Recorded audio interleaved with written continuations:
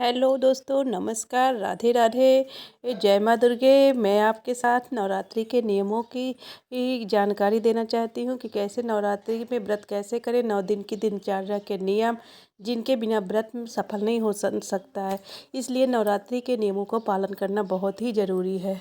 नवरात्रि में कैसे दातुन करना चाहिए कि ब्रश करना चाहिए, क्या करना चाहिए, बाल धुलना चाहिए कि नहीं धुलना चाहिए, नवरात्रि व्रत कैसे रखना है, इसके बारे में मैं आप लोगों को जानकारी देना चाहती हूँ। माँ दुर्गा सबकी अपने ऊपर कृपा बनाए रखती हैं। आप 9 दिन का व्रत रख सकते हैं और उनका नियमों का पालन करना अति आवश्यक होता है। इसलिए अगर हम कड़ी मेहनत कर ही रहे हैं तो हमें नियमों का जानकारी होना चाहिए। इसलिए हाँ, अखंड ज्योति रखना चाहिए कि नहीं रखना चाहिए। 9 दिन का व्रत है, ये क्वेश्चन बहुत लोग जानना चाहते हैं कि हम अगर अखंड ज्योति रखें कि ना रखें, कलश रखें कि ना रखें, हम नवरात्र में रह सकते हैं कि नहीं, उद्यापन करना ज़रूरी है कि नहीं, और अगर हम व्रत रहते हैं तो कि लगातार व्रत रहना। अगर हम व्रत रखना चाहते हैं, इस नियमों को जानकारी के लिए हमें पूरी वीडियो देखना बहुत ज़रूरी है। दीदी से सुनिए पूरी कथा। तो चलिए, नवरात्रि व्रत शुरू करने से पहले भी कुछ तैयारियां करनी होती हैं तो उनके विषय में बता देती हूं। तो अगर आप सोच रहे हैं नवरात्रि व्रत करने के लिए तो आप अपना ब्रश जरूर अलग कर सकते हैं, क्योंकि रोज के जूठे ब्रश से हमें व्रत में ब्रश नहीं करना चाहिए। वैसे तो पुराने नियमों की बात करें तो किसी भी शुद्ध पेड़ की लकड़ी से हमें दातुन करना चाहिए, जैसे कि नीम वगैरह की लकड़ी से आप दातुन कर सकते हैं संभव हो तो। अगर आप लकड़ी की दातुन का प्रयोग करते हैं तो टूथपेस्ट की भी आवश्यकता आपको बिल्कुल नहीं होगी, ठीक है। तो और अधिक शुद्धता की संभावना रहेगी। अगर आप मतलब नहीं कर पा रहे हैं लकड़ी की व्यवस्था, तो आप जो है अलग ब्रश तो कर ही सकते हैं, और कोशिश करें कि जो पाउडर रूप में टूथपेस्ट आते हैं, मतलब पेस्ट रूप में ना रहे, वो पाउडर फॉर्म में रहे, उसका प्रयोग करें। उसमें शुद्धता की संभावना ज़्यादा अधिक रहती है। और जो प्राकृतिक चीज़ों से बने हो ऐसे जो है आप दंत मंजनों का प्रयोग करें, ठीक है, उसमें शुद्धता अच्छी रहेगी। अगली चीज़ है कि आपको अपना बिस्तर अलग कर लेना चाहिए। अगर आप शादीशुदा है तो अलग तो सोना ही चाहिए, क्योंकि पूर्ण ब्रह्मचर्य करना है। और अगर शादीशुदा नहीं भी हैं तो आपको पहले ही अपना बिस्तर साफ कर लेना है। जैसे कि पुराने नियमों की बात करें तो धरती पर सोना चाहिए, नहीं संभव है तो लकड़ी के बिस्तर पर सोना चाहिए, लेकिन आपको मुलायम बिस्तरों का प्रयोग नहीं करना चाहिए। तो अच्छे से बिस्तर साफ शुद्ध करके, और जो थोड़ा ठोस हो मतलब मुलायम ना हो, उसे प्रयोग करें। और देखिए, जो भी मैं नियम बता रही हूँ, भले ही आपको लगे कि मैं बहुत ज़्यादा पुराने नियमों को बता रही हूँ, लेकिन अगर आप जितनी कठिन तपस्या करेंगे ना, उतनी ज़्यादा उत्तम फलों की प्राप्ति होती है, ठीक है, उतनी जल्दी मनोकामना पूरी होती है। और व्रत में बड़ी ताकत होती है, ऐसा नहीं है, कहीं ना कहीं आपको आपके किए गए व्रतों का फल अवश्य ही मिलता है, ठीक है, इस बात को ध्यान में रख लीजिए। तो जितनी कठिन होगी तपस्या, उतना मतलब मीठा फल होता है, ठीक है। तो दूसरा ये है कि जो भी आप फलाहार अगर लेना चाहते हैं तो उसकी आप बाज़ार से व्यवस्था कर सकते हैं। और अगर पूर्ण फलाहार है तो देखिए, एक बात ध्यान रखिएगा कि आप हल्दी जो है थोड़ा सा 1 पाव गांठ ला सकते हैं हल्दी की, उसको आप घर में मिक्सी में पीस सकते हैं, ठीक है, क्योंकि वो शुद्ध रहती है। अगर आप पाउडर मतलब पैकेट में लाएंगे वो भी अशुद्ध की संभावना रहती है। अगर पिसवाते हैं उसमें भी आटा पीसने के चक्की में ही पीसा जाता है, थोड़ा सा आटा के कण हो सकते हैं। तो आप थोड़ा सा मतलब 1 पाव ही ला लें, थोड़ा सा ही लाएंगे वो भी पीस जाएगी, छोटे छोटे टुकड़े ज़रूर कर लीजिएगा, ठीक है। तो हल्दी की व्यवस्था या फिर मसाले थोड़ा सा आप शुद्ध ज़रूर कर लें, जो भी आप ग्रहण करना चाहते हैं भोजन में। और इसी के साथ ही चलिए अब नियमों की आगे बात करते हैं। तो जैसे ही आप व्रत शुरू करते हैं तो पहले दिन आपको जो है स्नान करने के जल में हल्दी डाल लेना चाहिए। हल्दी डाल करके आप प्रथम दिन स्नान करें, रोज़ नहीं करना है, प्रथम दिन केवल हल्दी डाल करके स्नान करें। और फिर जो है आप व्रत का संकल्प लें। अगर आप कलश स्थापना करना चाहते हैं, अखंड दीपक स्थापना करना चाहते हैं तो बिल्कुल करिए। नहीं करना चाहते हैं तो बिना अखंड कलश स्थापना के, बिना मतलब अखंड दीपक के भी आप व्रत कर सकते हैं, कोई शंका की बात नहीं है, ठीक है। सामान्य तौर पर जो भी आपके घर में दुर्गा माता की फोटो हो, आप उनकी पूजा पंचोपचार से, षोडशोपचार से कर सकते हैं और व्रत कर सकते हैं, ठीक है। पंचोपचार यानी कि केवल 5 तरीके से करनी है, चंदन पुष्प अक्षत धूप दीप नैवेद्य, ठीक है, इतने से भी आप कर सकते हैं। दूसरी चीज़, कई लोगों का प्रश्न है कि क्या हमें 3 या 5 साल लगातार व्रत करना होगा। बिल्कुल ऐसा कुछ नहीं है। अगर आपकी मन्नत है, संकल्प जो भी हो जाता है, उसी अनुरूप आपको कार्य करना करना होता है। अगर आपका संकल्प है कि मैं लगातार 3 या 5 साल करूँगा तो आपको बिल्कुल करना है, वरना दोष लगेगा। अगर संकल्प नहीं है तो फिर आप जो है 1 वर्ष भी करें वो भी चलेगा, फिर आप अपनी इच्छा अनुसार बढ़ाते चलेंगे वो भी सही रहेगा, ठीक है।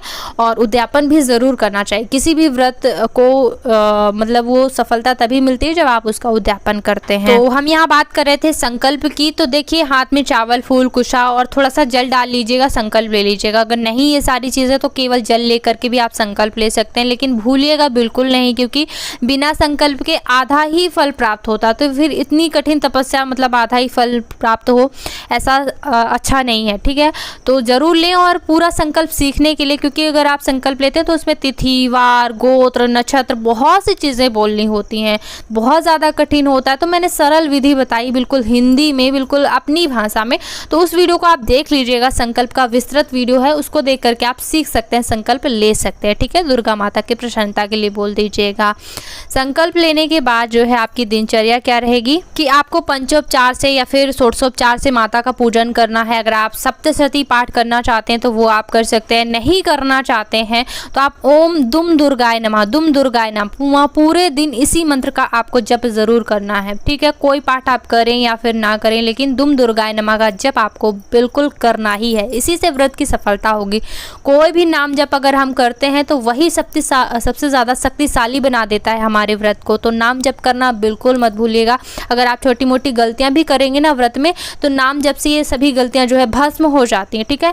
बड़े बड़े कई जन्मों के पाप भस्म हो जाते हैं, तो ये तो व्रत की छोटी गलतियां हैं। तो नाम जप बिल्कुल मत भूलिएगा। और क्या है कि व्रत में जो है दोनों समय माता की आरती ज़रूर कीजिएगा।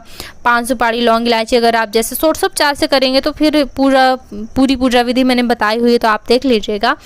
और एक चीज़ ये कहना चाहूँगी कि जैसे कई लोगों का प्रश्न है कि हम शैम्पू, साबुन, तेल प्रयोग में ला सकते हैं या नहीं। तो देखिए कई चीज़ें ऐसी होती हैं जो सौभाग्यवती स्त्रियां अगर प्रयोग में लाएं तो दोष तो नहीं है, लेकिन त्याग चूँकि किया जाता है दुर्गा जी के व्रत में, तो आप जिस चीज़ का भी मन से अगर आपको ऐसा लग रहा है कि मुझे त्याग करना चाहिए तो बिल्कुल करना चाहिए।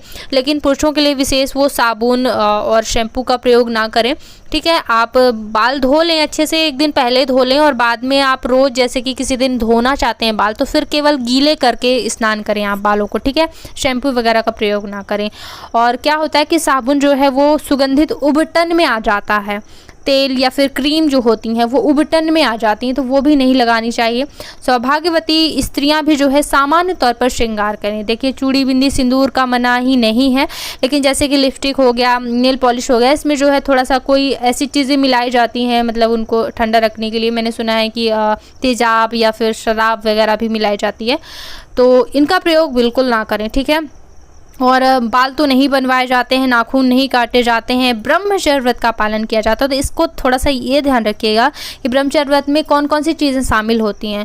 यानी कि आपको अश्लील चीज़ नहीं देखना है, नहीं सुनना है, नहीं सोचना है, नहीं स्पर्श करना है, मतलब किसी भी तरह से। तो इसके लिए आपको सबसे ज़्यादा ध्यान क्या रखना होगा कि आपको मोबाइल नहीं देखना है। मोबाइल में जो भी चीज़ें, आप ईमेल ही चेंज कर दीजिएगा। अगर आप जैसे कि नियमित जिस मेल से आप वीडियो देखते हैं उसको ईमेल थोड़ा सा दूसरा चेंज कर दीजिएगा, तो उसमें आपके वो वीडियो नहीं आएंगे, वरना आप स्क्रॉल करेंगे तो अश्लील वीडियो आते हैं। तो ऐसे में व्रत का खंडन हो जाता है, क्योंकि ब्रह्मचर्य व्रत 12 तरीकों से माना जाता है। ऐसा नहीं कि केवल स्पर्श से ही मतलब करने के बाद ही जो है खंडन होता है, ऐसा नहीं है। मतलब 12 तरीकों से देख लेंगे, कोई अश्लील सोचेंगे तो उससे भी होता है ब्रह्मचर्य का खंडन। तो बड़ा ध्यान रखना है। दूसरी चीज़ की किसी भी व्रत में क्रोध नहीं करना चाहिए। तो बिल्कुल मन में एकदम ये विचार आना ही चाहिए लगातार कि मैं व्रत हूँ तो मुझे क्रोध नहीं करना है, आंसू नहीं गिराना। माता के प्रेम में केवल आप आंसू गिरा सकते हैं, किसी के दुख में आप आंसू नहीं गिराना चाहिए। आपको क्रोध नहीं करना है, तो बिल्कुल पूरे दिन ध्यान रखना है। अगर हो जाता है ऐसा कुछ बच्चों पर क्रोध या फिर कुछ भी है, तो दुम दुर्गाय नमः का जप तो आपको करना ही है, ठीक है।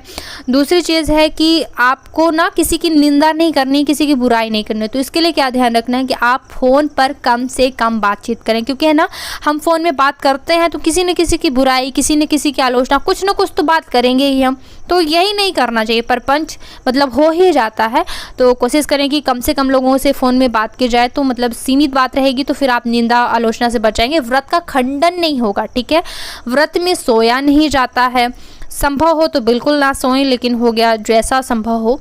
बाकी दुम दुर्गाय नमः का जप तो करना ही है, सोना निषेध होता है वैसे तो। कोशिश करें दोपहर में कोई कार्य करते रहें, जितना ज़्यादा कठिन होगा व्रत उतना ज़्यादा आपको मतलब उत्तम फलों की प्राप्ति होगी, जल्दी होगी मनोकामना पूरी। तो ये करना है। अगली चीज़ है कि चमड़ा का प्रयोग नहीं किया जाता है। तो कई लोग तो जूते चप्पल वगैरह छोड़ देते हैं, तो अच्छी बात है। अगर आपके जूते चमड़े के हैं, बेल्ट वगैरह चमड़े के हैं, तो आप पर्स वगैरह होते हैं लेडीज़ के भी, तो वो सब आप थोड़ा सा निकाल के रख दें, बहुत दूर रख दें, पहले ही रख दें तैयारियों में, जैसे मैंने बताया तो पहले ही रख दें, जिससे कि उन दिनों मतलब 9 दिनों में उनका स्पर्श भी ना हो, ठीक है। और अब बात करते हैं कि 9 दिनों में हमें क्या ग्रहण करना चाहिए, मतलब भोजन पानी में। तो देखिए चाय कॉफ़ी के लिए अक्सर लोग पूछते हैं, तो अगर आपका सिर दर्द कर रहा है तो लेना चाहते हैं तो ले सकते हैं, लेकिन मैं तो कहूँगी त्याग तो बहुत सी चीज़ों का किया जाता है, करना चाहिए। व्रत और भी ज़्यादा कठिन हो जाता है, तपस्या, तो वैसे तो नहीं लेना चाहिए, लेकिन सिर दर्द है, अस्वस्थता की स्थिति है तो आप ले सकते हैं। इसी तरह से अगर आप दवाई वगैरह लेना चाहते हैं तो बिल्कुल ले सकते हैं। दवाई से किसी भी व्रत का खंडन होता ही नहीं है, ठीक है। इसमें स्पष्ट रूप से धर्म सिंधु ग्रंथ में वर्णन मिलता है, तो दवाइयाँ आप ले सकते हैं। उसके लिए जो भी चीज़ें ज़रूरी हैं वो आप ले सकते हैं। नमक तो बिल्कुल अगर लेना चाहते हैं तो ले सकते हैं, नहीं लेना चाहते तो अच्छी बात है। फलाहार पे करें तो बहुत ही अच्छी बात है, और अगर भोजन करना चाहते हैं एक समय तो वो भी कोई दिक्कत की बात नहीं है, आप उसमें भी कर सकते हैं, लेकिन सेंधा नमक का प्रयोग आप करें। और अगर आप फलाहार पे कर रहे हैं तो मैं कहूँगी कि आप जो है साबूदाना का प्रयोग ना करें, क्योंकि उसको बनाने की स्थिति कई प्रक्रिया से गुजरता है, तो वो सही नहीं मैंने देखी है। बाकी जैसा आपको सही लगे आप जो है जो वो आटा है, कुट्टू का आटा, सिंघाड़े का आटा, वो आप प्रयोग में ला सकते हैं, ठीक है। तो ये सारी चीज़ें हैं। और एक और ख़ास बात कहना चाहूँगी कि भोजन जब आप करते हैं एक काम ज़रूर कीजिएगा, अग्नि प्रज्वलित करके रोज़ थोड़ा सा अगर आप भोग लगा सकें तो बहुत ही अच्छा होता है, क्योंकि कहते हैं कि अग्नि के माध्यम से, अग्नि के मुख से भगवान सीधे आपके द्वारा दिया हुआ जो भी आप आहुति देते हैं वो ग्रहण कर लेते हैं। तो ज़रूर अग्नि में भोग लगाना चाहिए। तो रोज़ आप थोड़ा थोड़ा मतलब 9 दिन जो भी खाते हैं उसको अगर कर दें तो बहुत ही अच्छा रहेगा। भोग लगा दें खाने वाली चीज़, और थोड़ा सा आहुति भी दे दें। और पूर्ण आहुति तो अंतिम दिन की करनी होती है, मतलब नवमी के दिन जो है। नवरात्रि के व्रत में मैं आपको बताऊं कुछ चीज़ें महत्वपूर्ण होती हैं जो कि ग्रंथों में स्पष्ट रूप से बिल्कुल वर्णन है कि करना ही है। वो ये है कि दुर्गा पूजन, दूसरी चीज़ है कि हवन करना होता है, कन्या पूजन या फिर सौभाग्यवती पूजन भी लिखा हुआ है कि सुहागिन स्त्रियों को भी खिलाना चाहिए और ब्राह्मणों को खिलाना चाहिए। तो ये कुछ चीज़ें हैं, दुर्गा पूजन, हवन और कन्या पूजन, तो ये बहुत ज़्यादा ज़रूरी होती हैं दुर्गा जी की पूजा में, तभी व्रत सफल होता है। अगर बहुत 9 दिनों के नहीं कर पा रहे हैं तो पंचरात्रि का, त्रिरात्रि का, 2 रात्रियों का या फिर 1 रात्रि अगर व्रत करना चाहते हैं तो अष्टमी का केवल आप व्रत कर सकते हैं, ठीक है। पंचमी 5 रात्रियों का करना चाहते हैं तो फिर पंचमी से, और त्रिरात्रि तो सप्तमी, अष्टमी, नवमी, ठीक है। ऐसे आपको व्रत करना है। और अगर जैसा आपका संकल्प रहेगा वैसे आपको व्रत खोलना है, ठीक है। अगर नवरात्रि का संकल्प ले रहे हैं तो आपको 9 दिनों का पूरा व्रत करना है, 10वीं के दिन व्रत खोलना उचित समझती हूँ मैं। और ग्रंथों में ही मतलब 2 मत मिलते हैं पारणा के, कभी कोई 9वीं भी कहते हैं विद्वान, कोई कहते हैं 10वीं के, लेकिन संकल्प जैसा होता है वैसे ही अगर आप करते हैं तो आपको कोई दोष नहीं लगता है। संकल्प जैसा हमारा होता है वैसे ही फलों की प्राप्ति होती है। तो 9 दिनों का करके 10वीं में आप पारणा करें। अगर कुल परंपरा है, बड़े बुजुर्ग कहते हैं कि यही नियम हमारे यहाँ, तो बिल्कुल आप 9वीं के दिन भी पारणा कर सकते हैं।